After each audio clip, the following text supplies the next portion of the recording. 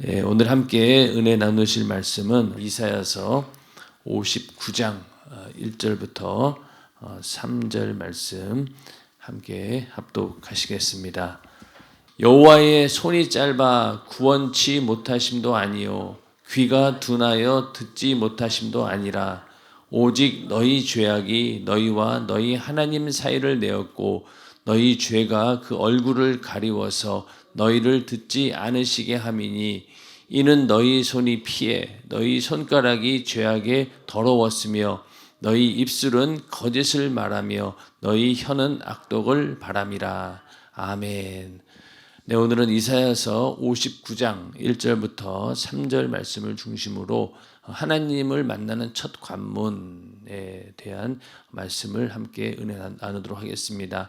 네, 오늘 이 말씀은 우리가 번제단을 이제 공부하게 되었는데 하나님과의 인간과의 가장 막혀있던 문제가 바로 죄의 문제입니다. 오늘 말씀처럼 오직 죄악이 너희와 하나님 사이를 내었고 그렇기 때문에 인간은 이 죄로 인해서 하나님께 나아갈 수가 없게 되었고 그 문제를 해결해 주기 위해서 하나님께 나아갈 수 있도록 하기 위해서 하나님께서는 인간의 죄를 대신 예수 그리스도에게 담당시키시고 그분이 십자가를 지고 살을 찢고 피 흘려 죽으심으로 또 부활하심으로 우리 인간의 죄를 해결해 주셨습니다. 그때부터 이제 우리는 죄에서 자유함을 얻게 되었고 죄사함을 받아서 하나님께 언제든지 나아갈 수 있는 길이 활짝 열렸습니다. 그런 것처럼 이 성막에서도 제일 먼저 뜰 안으로 들어가게 되면은 만나는 곳이 바로 이 번제단입니다. 여기서 그 번제라고 하는 말은 그 히브리 원어로 오라라는 이제 원어가 있고 그 말은 뭐냐면은 올라가다라는 뜻이 있습니다. 그리고 또 다는 또 동물을 죽이다라는 이런 동사에서 나온 말이기 때문에 번제단 그러면 동물이 죽어 올라가는 곳, 제물을 태워 제사 드리는 곳, 이것이 바로 번제단입니다. 그래서 번제라고 하면은 제물이 완전히 불에 타가지고 재가 되어가지고 그 밑으로 재는 쏟아지게 되고 또 그 불타는 그 향기가 하나님 올라가면서 하나님께서 그 향기를 받으시는 그런 화제, 불을 이용해서 태우는 그런 제사가 바로 번제라고 합니다. 그래서 번제는 제물을 이렇게 태워가지고 제사를 드리는 곳이다. 그래서 또 그 번제단을 부를 때 항상 거기에는 피를 뿌리는 역사가 있어서 피의 제단, 또 어떤 짐승이든지 희생을 당해야 하므로 희생의 제단,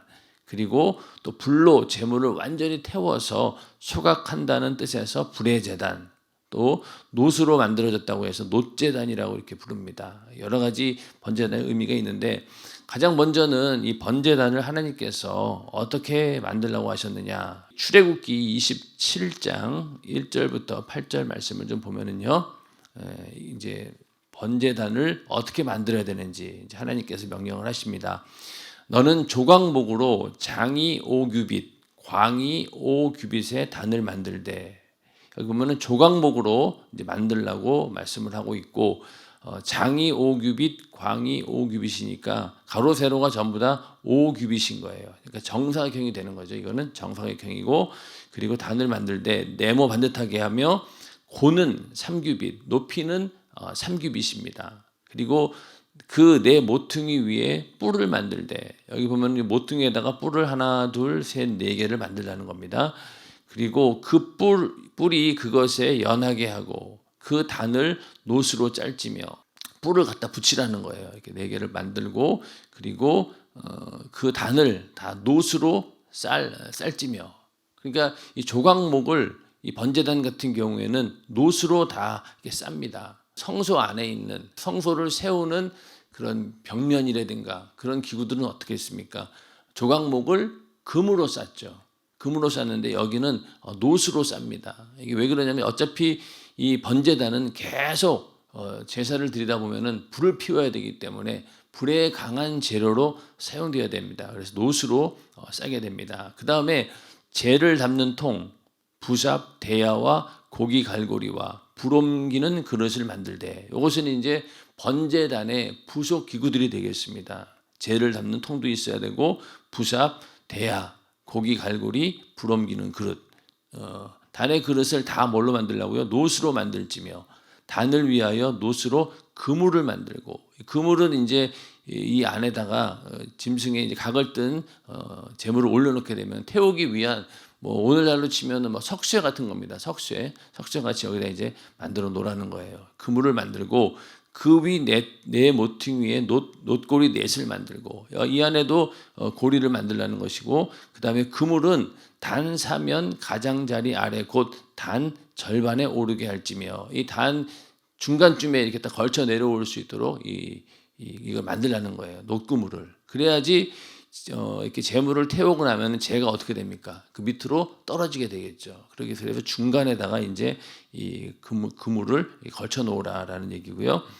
또 그 단을 위하여 채를 만들되 조각목으로 만들고 놋으로 쌀지며 단 양편 고리에 그 채를 꿰어 단을 매게 할지며 단은 널판으로 비게 만들되 산에서 내게 보인 대로 그들이 만들지니라. 그 다음에 이제 여기다가 채를 껴가지고 이동할 수 있도록 언제든지 메고 할 수 있도록 그렇게 만들라는 겁니다. 그리고 요 밑에는 이제 비게 만들어 가지고 그 보면은 번제단 보면은 이렇게 밑에도 이렇게 모양을 이렇게 갖추고 있습니다. 그래서 정리를 해보면은 이게 이제 번제단의 모습인 거죠. 예. 그리고 요건 아까 말씀드린 모습이고 크기는 가로 세로 5규빗 한 2.5m 정도 되고 정사각형입니다. 높이는 3규빗 그리고 놋그물이 쳐 있고 또 네 모퉁이는 각각 뿔이 하나씩 있다. 그리고 언제든지 들고 다닐 수 있도록 고리에다가 채를 꿰었다. 그리고 번제단의 재료는 무엇입니까? 조각목과 놋.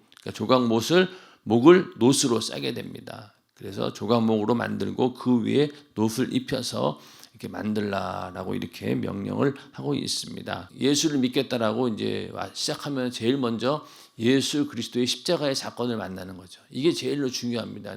내 죄를 회개하고, 그러니까 이 성막 그 문 앞에서 짐승을 들고 오고 들어가서 그 짐승의 머리 위에다가 자기 죄를 전가시킵니다. 회개하고 그 다음에 번제단에 가는 것처럼 우리도 예수 만나기 전에는 뭐 합니까? 내가 죄인이라는 걸 깨달아야 되잖아요.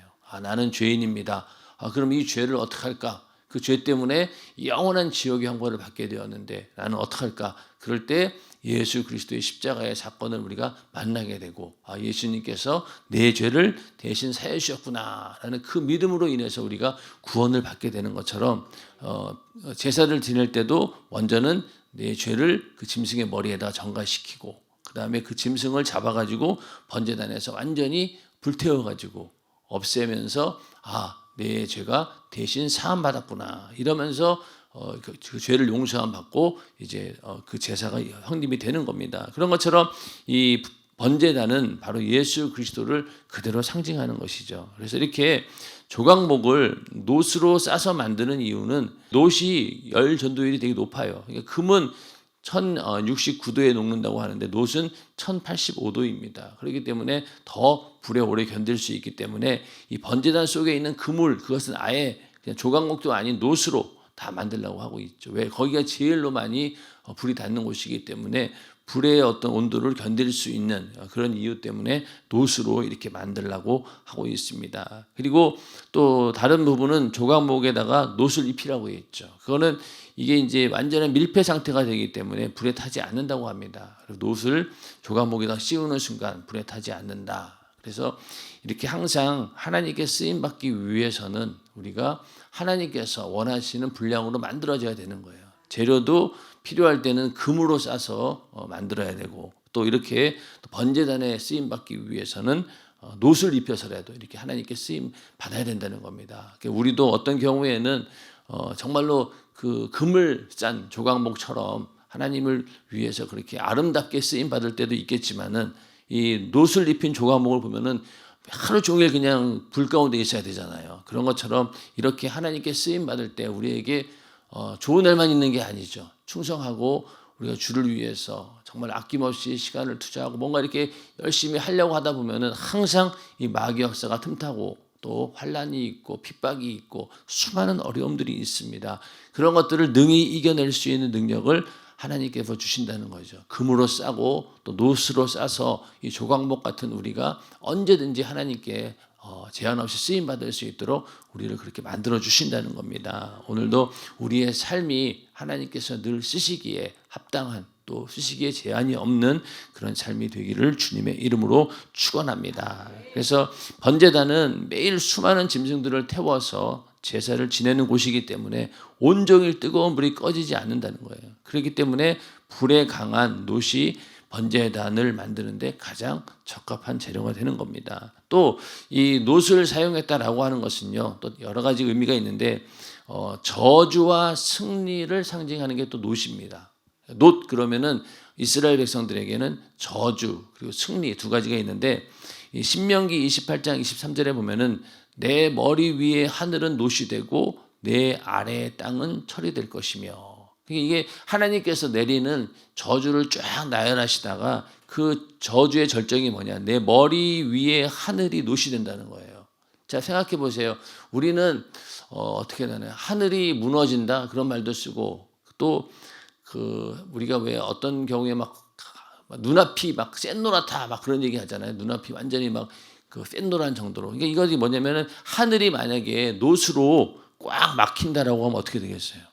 그것만큼 큰 저주가 없는 거예요. 꽉 막힌 거예요. 완전히 놋으로 하늘이 꽉 막혔다라고 했을 때 이거는 뭐 어디 틈도 없다는 얘기예요. 빈틈도 없이 완전한 저주가 임한다라는 그런 뜻입니다. 그래서 내 머리 위에 하늘은 놋이 되고 내 아래의 땅은 철이 될 것이며, 이건 완전히 어떻게 해볼 수 없는 그런 저주 가운데 있다라고 해서 놋은 이 저주를 상징을 합니다. 그리고 또 놋빗장이 있는 큰 성읍이다. 그래서 아무도 꺾을 수 없는 승리의 힘을 또 놋에 비유하고 있습니다. 놋빗장을 이렇게 내리게 되면 그 성읍은 어느 누구도 쳐들어올 수 없는 그런 강한 곳이다. 그래서 승리를 의미한다. 그리고 군인들의 갑옷이나 투구도 다 놋으로 만듭니다. 그만큼 승리를 상징한다는 거죠. 머리에는 놋투구를 썼고, 이렇게 해서 놋은 이렇게 저주와 승리를 상징합니다. 자, 그러면은 이 성경에서 저주와 승리가 공존하는 가장 대표적인 사건이 바로 무엇이냐? 예수 그리스도의 십자가의 사건입니다. 왜냐하면은 저주라고 하는 건 뭘까요? 십자가는 그 당시 인간의 형벌 가운데에서 가장 저주스러운, 고통스러운 형벌이 바로 이 십자가의 형벌입니다. 예수님께서 십자가에 매달리셨다라고 하는 것은 저 사람은 저주받은 자다. 그러니까 그 당시 십자가에 매달렸다라고 하면 그건 정말로 가문의 수치고, 저 사람은 죄인 중에서도 최고 최악의 죄수, 그런 자예요. 그런 사람으로 낙인 찍기 위해서 십자가에 매달아서 형벌을 하는 겁니다. 그러니까 예수님께서 거기에 매달리셨다라고 하는 것은 저주를 완전히 다 온몸에다 받으신 거예요. 그런데 그렇게 해서 저주와 죽음으로 끝날 줄 알았는데 어떻게 되었습니까? 예수님께서는 십자가에 달려 죽으시고 무덤까지 들어갔지만은 3일 만에 부활하셨어요. 그러니까 그 죽음을 이기고 승리하신 분이 바로 예수 그리스도이십니다. 그러니까 저주와 승리가 동시에 공존하는 곳, 그것이 바로 십자가의 사건이 되는 것이죠. 십자가의 사건 속에서 예수님께서 저주를 받으시고 죽으신 것 같지만은, 그러나 그 저주와 죽음은 예수님 것이 아니라 누구의 것입니까? 바로 우리 인간들의 것이에요. 그러니까 예수님은 저주받지 않아도 되고 죽지 않으셔도 되는 거예요. 그런데도 일부러 저주를 당하시고 십자가에 매달리시고 그리고 죽음도 고의로 맛보신 거예요. 예수님은 죄가 없기 때문에 죽이려고 해도 사실은 죽지 않습니다. 그럼에도 불구하고 저주를 받으시고 죽으셔서 무덤에 들어갔다고 하는 이유는 우리 인간의 죄를 대신하기 위해서 일부러 죽어주신 거예요. 그래서 무덤에서 들어가는 순간 3일 동안 무덤에 있으면서 인류의 모든 죄가 그 무덤에 같이 묻혀버리게 되고, 부활하시는 순간 예수님은 죄가 없는 분이시다. 그리고 우리 인간의 죄가 완전히 해결되었다라고 하는 증거로 부활하신 거예요. 그러니까 이제 우리도 어떻습니까? 이제는 우리의 모든 저주는 이미 예수님께서 십자가에 달리심으로 해결이 되었고, 또 우리의 죽음, 영원한 죽음, 지옥의 형벌까지도 예수님께서 무덤에 들어가서 3일 만에 나오심으로 인해서 완전히 해결된 거예요. 그렇기 때문에 예수님의 십자가를 통해서 이 저주와 승리가 공존하는, 그 저주 가운데 있는 것처럼 보였지만은 결국은 승리하는 모습을 보여주게 됩니다. 그래서 이 사건이 그 민수기 21장에 놋뱀 사건이 나옵니다. 이스라엘 백성들이 광야에서 하나님을 원망하다가 뱀에 물려 죽었어요. 그럴 때 모세가 막 기도합니다. 그랬더니 하나님께서 명령하시기를 놋으로 불뱀 모양을 만들어 가지고 장대 끝에다 달아라. 그리고 사람들이 그걸 보면은 치유가 되리라 이렇게 말씀하신 거예요. 그리고 그 말씀대로 놋뱀을 쳐다본즉 어떻게 되었습니까? 다 살았다 이렇게 말씀하고 있지요. 그러면서 요한복음 3장에서 예수님께서 이 말씀을 인용하십니다. 모세가 광야에서 뱀을 든 것 같이 인자도 들려야 하리니 이는 저를 믿는 자마다 영생을 얻게 하려 하심이니라. 자, 모세가 광야에서 뱀을 든 것 같이 인자도 들려야 한다는 거예요. 바로 이것은 예수님의 그 십자가의 사건을 말하는 거죠. 그래서 예수님의 십자가에 달리신 예수 그리스도를 바라보는 믿음으로 바라보는 순간 우리 인간의 모든 죄가 사해지고 죄에서 자유함을 얻게 된다. 마치 이스라엘 백성들이 이 불뱀에 물려가지고 죽게 되었을 때 그 뱀을 보고 살아난 것처럼. 그러나 사실은 예수님께서 이렇게 십자가에 달려 있었지만은 결국은 여기에 십자가에 달려 형벌을 받은 자는 누구입니까? 바로 마귀 역사예요. 여기 예수님께서 놋뱀처럼 달렸다라고 했지만은 이미 예수님은 부활하셔서 십자가에서 내려오셨고 여기에는 뭐가 달린 겁니까? 이 죄를 짓게 한 마귀 역사, 뱀, 이 뱀만 여기 달린 거예요. 근데 오늘날 사람들은 예수님의 십자가를 보고 아이고 예수님 얼마나 아프셨을까. 물론 맞습니다. 그러나 그 이면에 예수님께서 저주는 받으셨지만은 승리하셨잖아요. 그러면 승리했다라고 하는 것은 패배한 놈이 있다는 건데 패배한 놈이 누구냐? 바로 마귀 역사인 거예요. 마귀 역사가 이 놋뱀에 달린 것처럼 여기 십자가에 달려서 저주를 받게 되고 결국은 우리 인간은 저주와 죄에서 사함받게 되고 그리고 십자가에 달려서 영원한 형벌을 받는 놈은 누구냐? 바로 마귀 역사입니다. 그렇기 때문에 우리는 이 놋뱀 사건을 통해서 예수님을 바라봅니다. 그러나 그 예수님 그 이면에 마귀를 멸하신 예수 그리스도의 그 승리를 우리는 십자가에서 보아야 된다는 겁니다. 그렇지 않으면은 그냥 십자가만 바라보게 되면은 우리는 이 십자가의 능력에 대해서는 알지 못한다는 거예요. 그래서 오늘날도 많은 사람들이 고난주간이 되면은 예수님의 달리신 십자가만 생각하는데 아니죠. 우리는 십자가에서 이미 내려오셨고 부활하신 우리는 예수를 믿는 것입니다. 그런데 그 로마 가톨릭 같은 경우는 어떻습니까? 여전히 이 십자가에 예수님이 매달려 있어요. 그런 거 보면은 과연 그 부활의 의미는 어디에 있을까? 그렇게 의문을 갖지 않을 수가 없습니다. 그래서 우리는 항상 십자가를 바라보되 그 십자가에 달리신 예수 그리스도 그 이면에 그 모든 저주와 또 죽음의 사망의 권세를 이기시고 십자가에 내려오셔서 부활하신 예수를 우리는 바라보아야 된다는 겁니다. 그냥 여기서 달려 죽으신 예수만 본다라고 하면은 우리가 죄사함의 문제에 대해서는 우리가 믿음으로 받아들일 수 없는 거예요. 그러니까 반드시 십자가에서 그 저주를 담당하셨지만은 그러나 승리로 역사하신 하나님 아들 예수 그리스도를 우리가 믿음으로 바라보아야 된다는 겁니다. 그래서 십자가는 예수께서 인간을 위해 저주를 받은 곳입니다. 그리고 동시에 죽음을 이기고 부활하신 승리의 장소이다. 이걸 우리가 믿음으로 받아들이고 우리는 십자가의 사건을 내 것으로 소유해야 됩니다. 이게 아니면은 그냥 우리도 여전히 십자가에 달려 계신 예수님을 동정심을 가지고 바라본다는 거죠. 그러나 그건 우리는 그렇지 않다라고 하는 것입니다.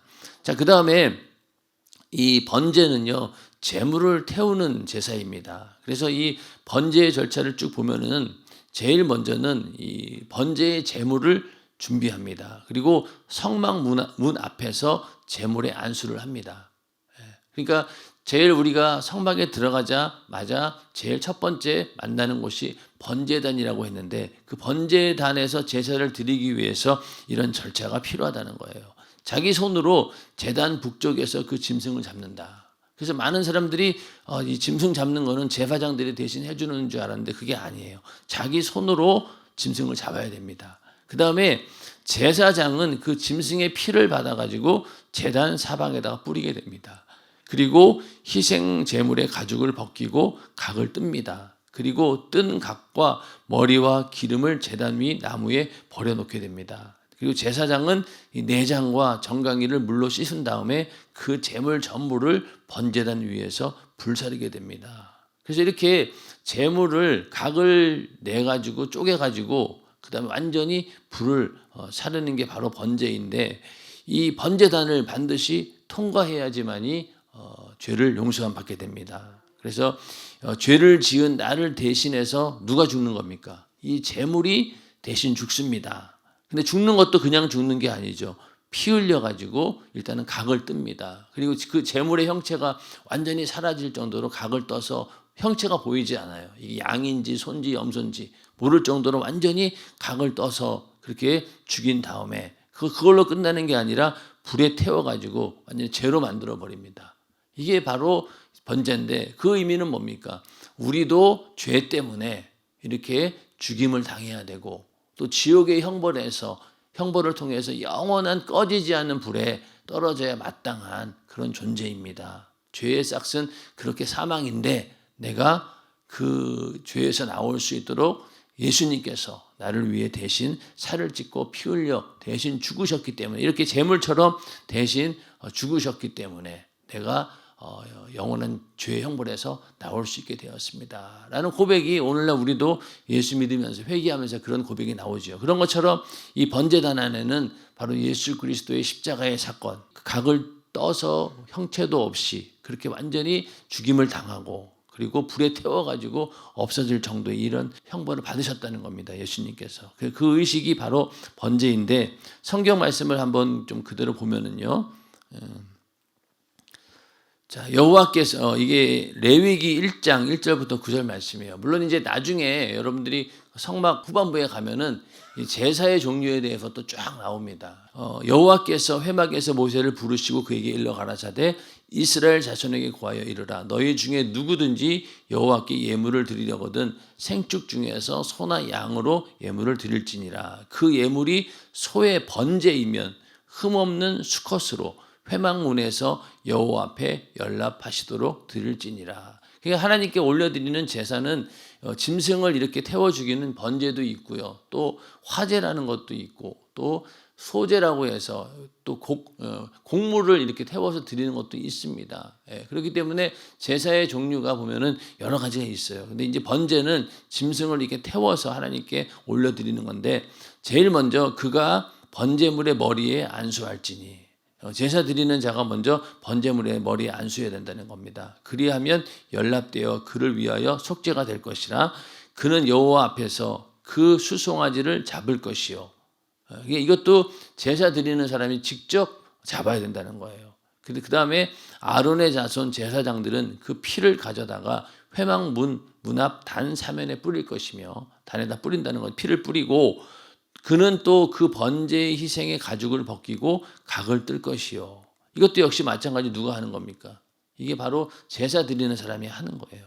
또 제사장 아론의 자손들은 단 위에 불을 두고 불 위에 나무를 버려놓고, 아론의 자손 제사장들은 그 뜬 각과 머리와 기름을 단 위 불 위에 있는 나무에 버려놓을 것이며, 이제 그걸 제사장들이 이제 번제단 위에 올려놓는다는 겁니다. 또 그 내장과 정갱이를 물로 씻을 것이요. 제사장은 그 전부를 단 위에 불살라 번제를 삼을지니 이는 화제라. 여호와께 향기로운 냄새니라. 그러니까 어느 누군도 예수 믿는다라고 하면 뭐예요?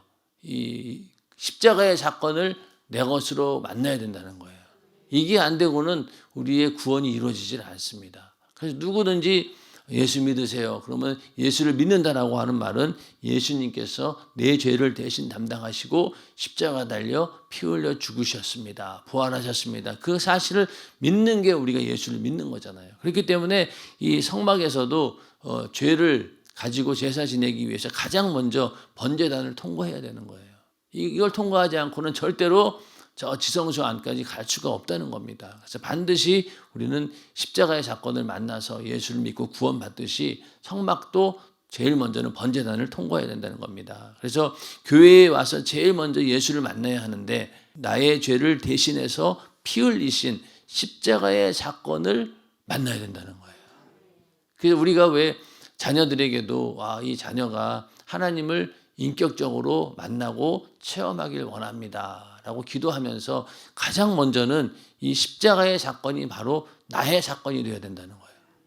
그런데 처음에 예수 믿을 때 저는 그랬어요. 예수님이 날 위해 죽었다라고 했는데 이게 도대체 나랑 어떤 의미가 있는 것인가? 나는 그게 잘 믿어지지가 않았어요.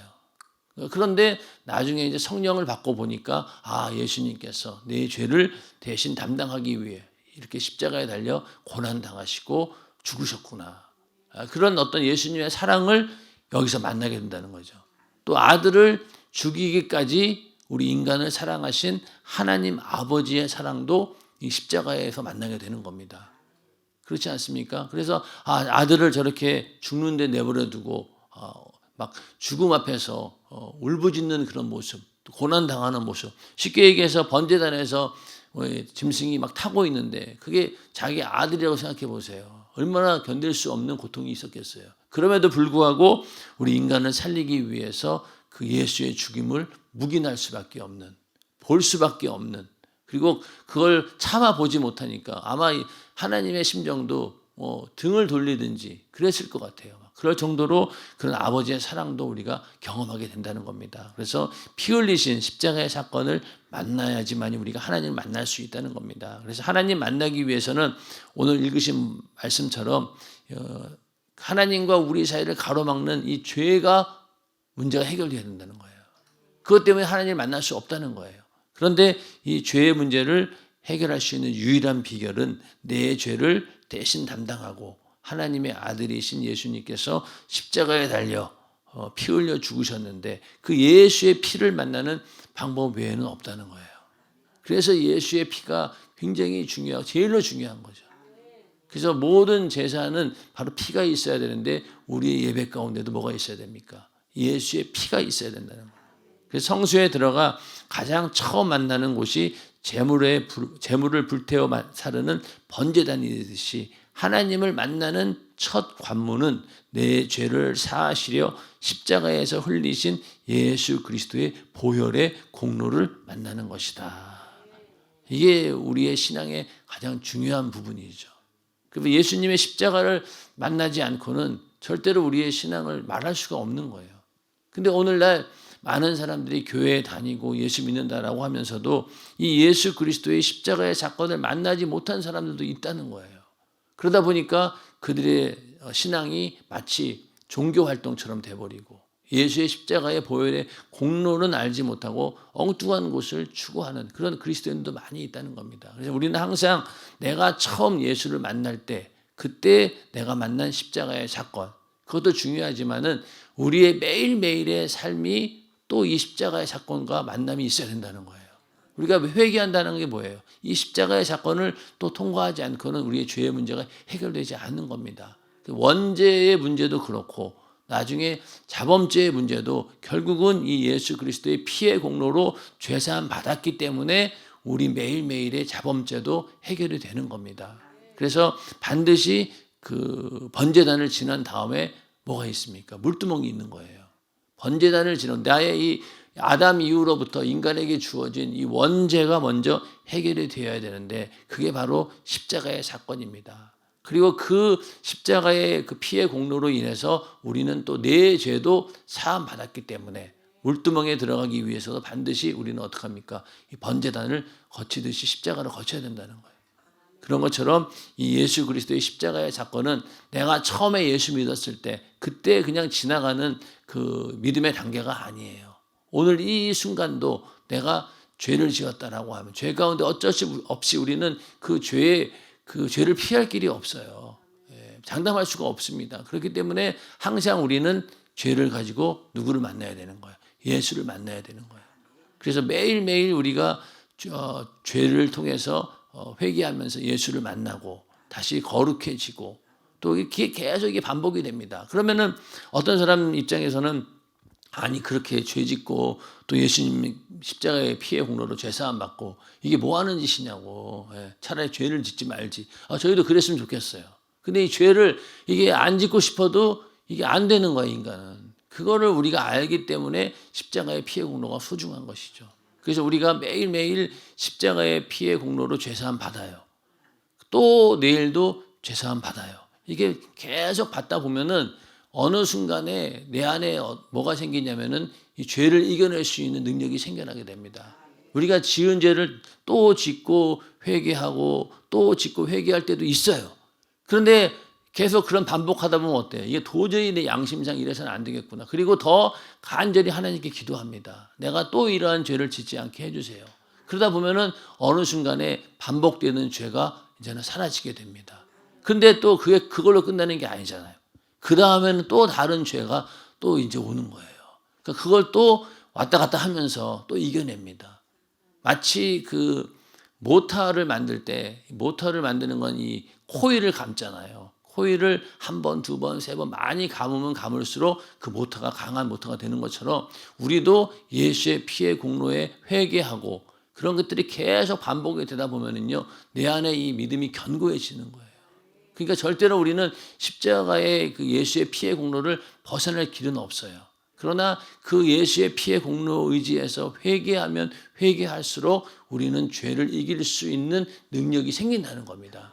그러다 보면은 내가 예전에 짓던 죄 더 이상 짓지 않아요. 이제는 또 다른 차원의 죄가 또 나를 공격을 합니다. 그와 또 싸워서 또 이겨내게 되는 거죠.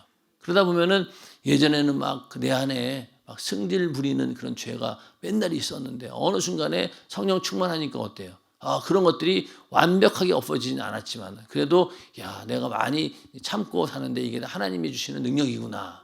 그러면서 이렇게 점점 나를 만들어 가는 겁니다. 그래서 예수의 피의 공로는 우리가 예수 믿을 때 한 번에 끝나는 사건이 아니라 매일매일이 뭡니까? 순간순간 우리에게 절대적으로 필요한 죄사함의 능력이 있는 그런 사건이기 때문에 우리는 항상 십자가 앞에 가서 또 무릎 꿇고 회개하고 또 다시 또 회개하고 이런 삶이 반복되어질 때 그 예수 그리스도의 피의 공로로 우리가 죄사함을 얻고 거룩해져서 하나님께서 언제든지 쓰실 수 있는 그런 귀한 하나님의 자녀 또 주님의 신부가 되는 것입니다. 오늘 하루도 예수 그리스도의 십자가의 이 피의 공로 이것으로 죄사함 받아서 오늘도 승리하는 하루가 되기를 주님의 이름으로 축원합니다.